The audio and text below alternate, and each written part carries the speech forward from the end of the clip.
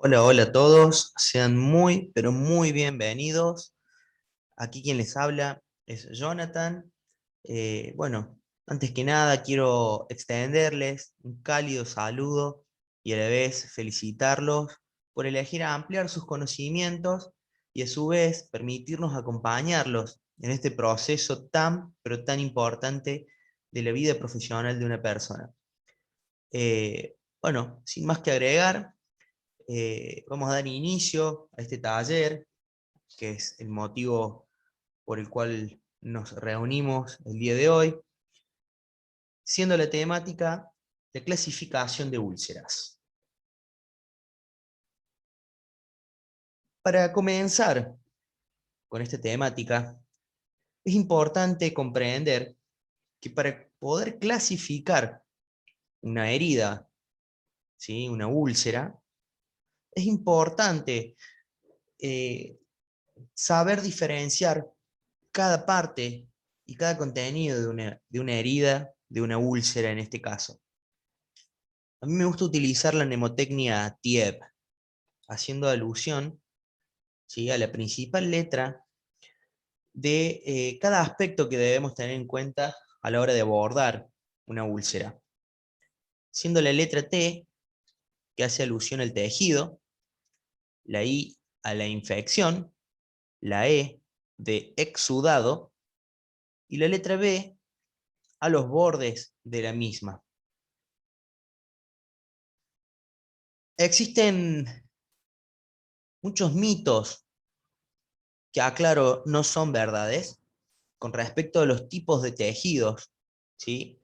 Esto se debe porque tenemos un conocimiento que aún no ha sido actualizado, por lo menos aquí en Argentina, pero es bueno conocer qué es lo que se está realizando en el mundo, qué es lo que se está abordando y de qué manera, ¿sí? Anteriormente hablábamos de estadio 1, estadio 2, estadio 3, estadio 4 o grado 1, grado 2. Hoy por hoy es mucho más complejo que eso y es por eso que les traigo este nuevo tipo de clasificación. Y como ya dijimos, vamos a dar eh, la explicación de la letra T que hace alusión a los tejidos, ¿sí? Existen dos tipos de tejidos. El tejido viable, que es aquel tejido que puede recuperarse, ¿sí?, que puede regenerar tejido, que es aquel tejido de granulación y el tejido epitelial. Ahora bien, cuando hablamos de tejido no viable, es aquel tejido que no va a tener una regeneración del mismo, porque no está en condiciones de granular, es decir, de generar, de regenerar el tejido, ¿sí?, el tejido perdido, porque aquí ya hablamos de un deterioro de tejidos, ¿sí? Y este tipo de tejido no viable es el tejido necrótico, que muchas veces llamamos escara, cual nombre correcto, quizás, de esa costra negra, sería una placa necrótica. Pero son cosas que vamos a ir viendo a lo largo de este camino, de este ciclo de capacitación. Hay mucho contenido por ver y realmente no tiene desperdicio. Pero retomando un poco lo que decía, tenemos el tejido necrótico, es decir, que ya está en estado de necrosis, ¿sí? Son células muertas. Una célula muerta ya no tiene la capacidad de regenerarse. Es más bien piel muerta, como dijimos, no tiene ninguna función y tampoco va a regenerarse. Luego tenemos el tejido esfacelado y la fibrina. Estos tipos de tejidos no son viables para la regeneración, por ende, sería un grave error comenzar una curación sobre esos tejidos. Comenzando, bueno, para ver el tipo de desbridamiento, ¿sí?, desbridamiento que debemos realizar sobre este tejido que no es viable, ¿sí? Tenemos varios tipos de desbridamiento, por ejemplo, el desbridamiento autolítico, que es el que mayormente utilizamos en nuestro servicio, que trata de mantener el ambiente húmedo, ¿sí? El ambiente húmedo fisiológico, debido a que el medio interno del organismo no es un medio seco, es, como la misma palabra lo dice, un ambiente húmedo. También utilizamos hidrogeles. Lo que hacen es, a través de este desbridamiento autolítico, para no entrar en mayores detalles técnicos, es separar el tejido muerto, el tejido desvitalizado, del tejido vivo.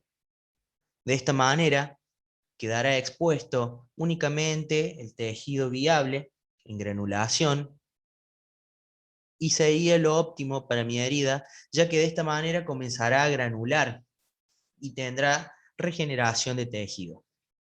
Otro tipo de desbridamiento es el enzimático, y es aquel que se lleva a cabo con productos químicos también como la colagenasa y la papaína. Luego de estos dos tipos de desbridamiento, vamos al tercer tipo de desbridamiento, que es el quirúrgico. El desbridamiento quirúrgico puede realizarse de dos maneras. Si el tejido no viable puede ser retirado en el lugar donde está mi paciente, se realiza con un bisturí a pie de cama y anestesia local en caso sea necesario. Siempre tengan en cuenta que el tejido muerto, ¿sí?, el tejido no viable, necrótico, no posee sensitividad, es decir, no es una piel sensible, no tiene fibras sensitivas, por ende, no siente dolor mi paciente, ¿sí? Siempre recuerden eso. En caso de este tipo de desbridamiento, se realizan cortes con bisturí y todos los recaudos necesarios para remover ese tejido no viable. Esto, dado a lo que comenté anteriormente, genera que el paciente no tenga dolor. Por eso es que puede realizarse a pie de cama. Ya si voy a querer remover tejidos más profundos y yo tengo la duda de que mi paciente puede verse afectado a un corte en tejido, en una zona de tejido que está granulando, entonces debo utilizar anestésicos locales para no generar dolor en mi paciente. Ya cuando la herida tiene un gran porcentaje de desvitalización, se realizan en quirófanos, llamado también escaroptomía, que es la remoción completa de estos tejidos no viables, pero debe realizarse en quirófano. Eh, Esto quita varios días al paciente en su estadía en su domicilio y lo lleva a un quirófano y luego a días de internación para control de infecciones, ¿sí?, y estabilidad del paciente. Y por último, que es un método que es más vanguardista, no es utilizado en todas partes del mundo, que es el desbridamiento biológico.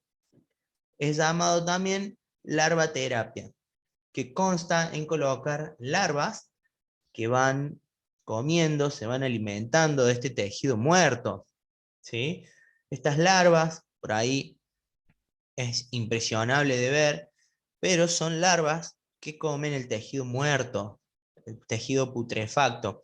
Una vez que comieron todo ese tejido muerto, eh, desaparecen solas o hay que ayudar a removerlas, ya que no comen tejido vivo, ¿sí? Estos son métodos que, según lugar de residencia de cada uno, puede ir utilizándolos de acuerdo también quizás a cada protocolo de los nosocomios, donde cada uno de ustedes quizás trabajen.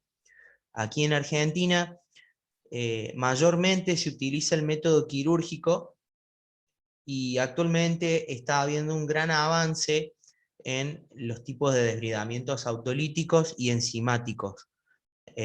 La intención de estos talleres es incentivar y estimular estos conocimientos para que sean cada vez más conocidos y así poder beneficiarse tanto el paciente por, por el tipo de tratamiento poco invasivo, como también el familiar, porque tiene un costo económico más reducido.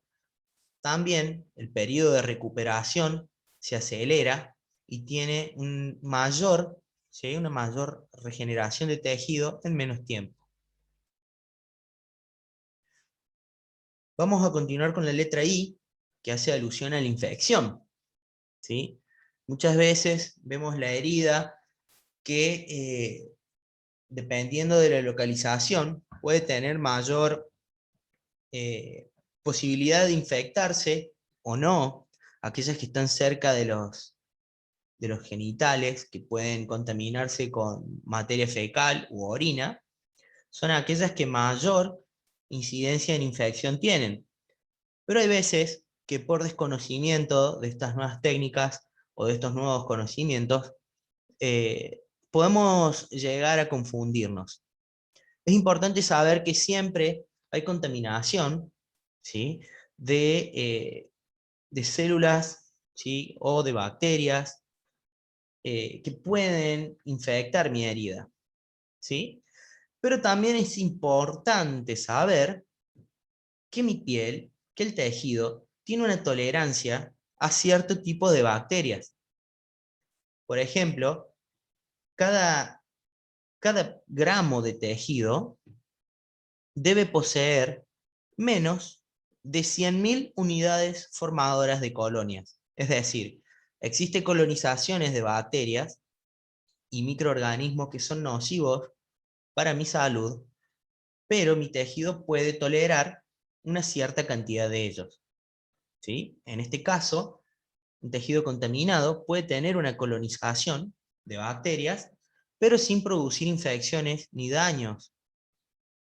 Ahora sí, mi bacteria, mi colonización en este tejido supera, como ya dije, los 100.000 unidades formadoras de colonias por gramo de tejido, esta cantidad de bacterias ya va a producir una infección localizada, lo cual voy a percibir y observar manifestaciones en mi tejido, como pueden ser enrojecimientos, inflamación, excesiva supuración, o mejor dicho, exudado, lo cual ya tengo que estar atento y estar en contacto con el equipo de salud, en este caso con el médico, para poder valorar la posibilidad de comenzar con un tratamiento antibiótico y evitar de esta manera que estas bacterias se continúen diseminando e infectando el resto de mi organismo.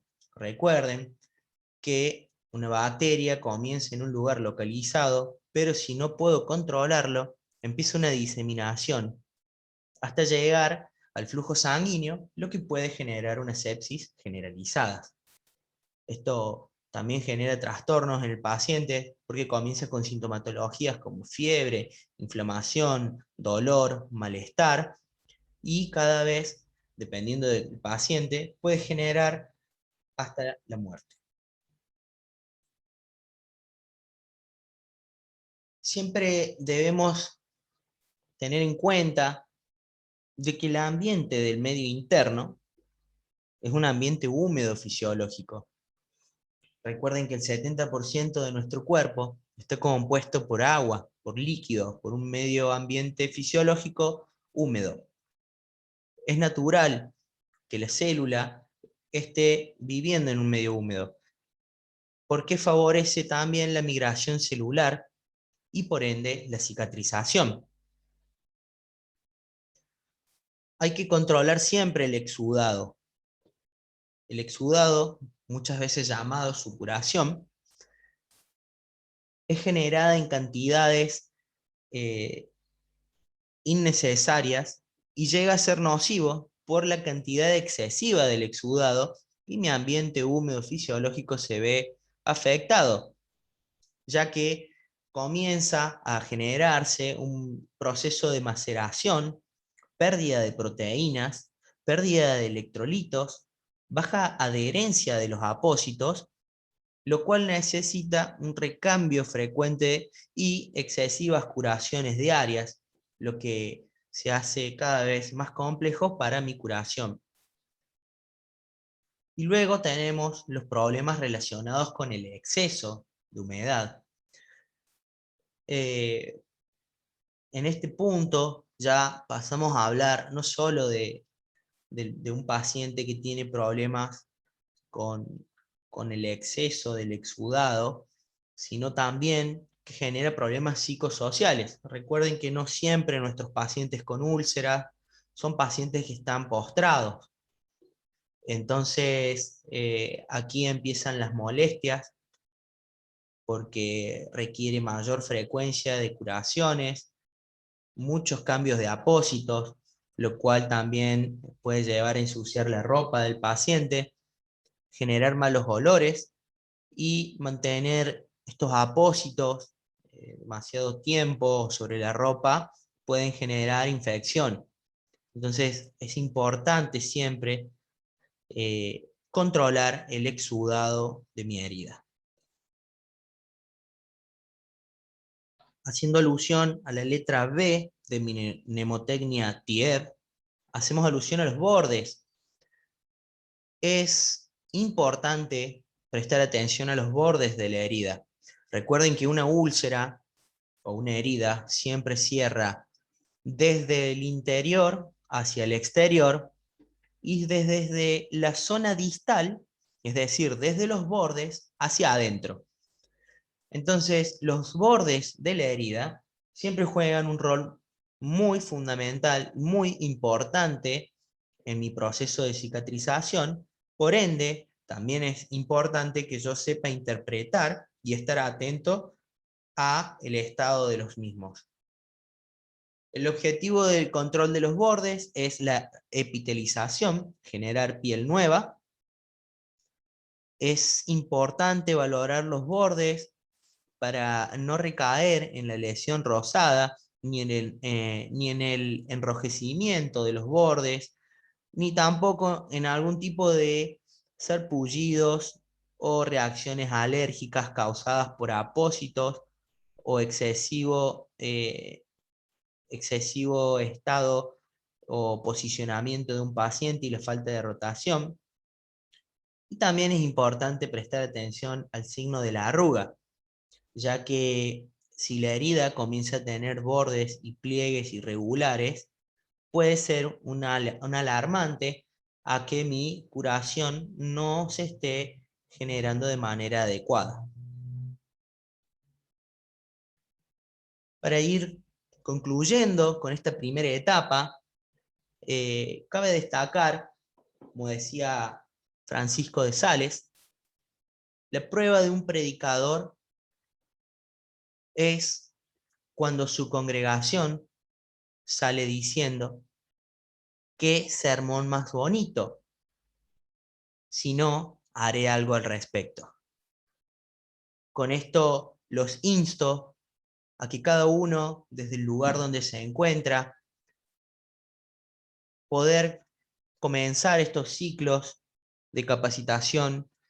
Nosotros, desde nuestra parte, podemos ofrecer esta ayuda y cualquiera sea lo que ustedes requieran para realizar un cambio y de esta manera llevar un bienestar a nuestros pacientes. Muchas gracias por tu atención. Espero que haya sido placentero, que hayas aprendido y adquirido un nuevo conocimiento. Desde Figme Salud te damos las gracias. Recuerden, mi nombre es Jonathan. Vamos a estar realizando la segunda parte de este ciclo de capacitación de aquí aproximadamente 15 días. Nos pueden ayudar también, siempre es buenísimo contar con su apoyo, ayudándonos con un me gusta, compartirlo, para poder estar en contacto y ustedes al tanto de las últimas talleres que vamos a estar brindando. Siempre vamos a estar hablando sobre últimas actualizaciones de diversas temáticas, siempre relacionadas al rubro salud. Si te interesa alguno de nuestros talleres, podés escribirnos para interiorizarte y saber la modalidad. Eso realmente no es ningún problema para nosotros, siempre son todos bienvenidos. Bueno, y como siempre digo, muchas gracias por estar allí y hasta el próximo encuentro.